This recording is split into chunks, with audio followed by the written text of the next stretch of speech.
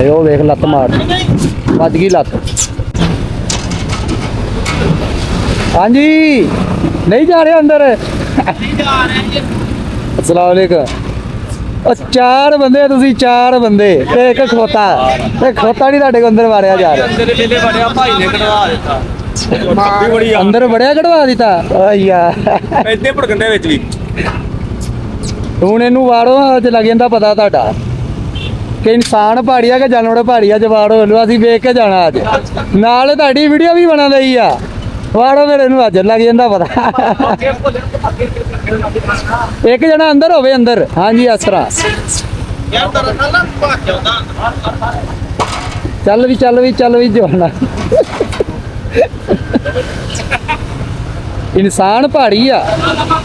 ਚਲੋ ਅਸੀਂ ਆਏ ਆ ਤੇ ਅੰਦਰ ਵੜਿਆ ਏਦਾਂ ਹੀ ਜਾਣਾ ਹਲੇ ਤਾਂ ਤੁਸੀਂ ਖਬਰ ਨਹੀਂ ਦੇ ਸੀਗੇ ਪਤਾ ਕੀ ਅੱਜ ਕੱਲ੍ਹ ਲਿਆ ਕਰੇ ਜਾਨਵਰ ਕੇ ਉਹ ਇੱਥੇ ਟੱਪੀ ਇਹਨਾਂ ਵਿੱਚ ਟੱਪੀ ਜਾਂਦੇ ਇਹਨੂੰ ਬੰਨ ਲਓ ਇਹਨੂੰ ਅੱਛੇ ਤਰੀਕੇ ਨਾਲ ਬੰਨ ਲਓ ਇਹ ਕਿਸੇ ਇਹੀ ਆ ਕਰਦਾ ਸਿਸਟਮ ਇਹ ਸਿਸਟਮ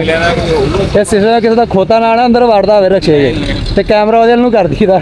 ਖੋਤਾ ਆਪ ਹੀ ਵੜ ਜਾਂਦਾ ਸਿਸਟਮ ਕੁਝ ਹੋ ਪੂਰਾ ਉਹ ਵੇਖ ਲੱਤ ਮਾਰ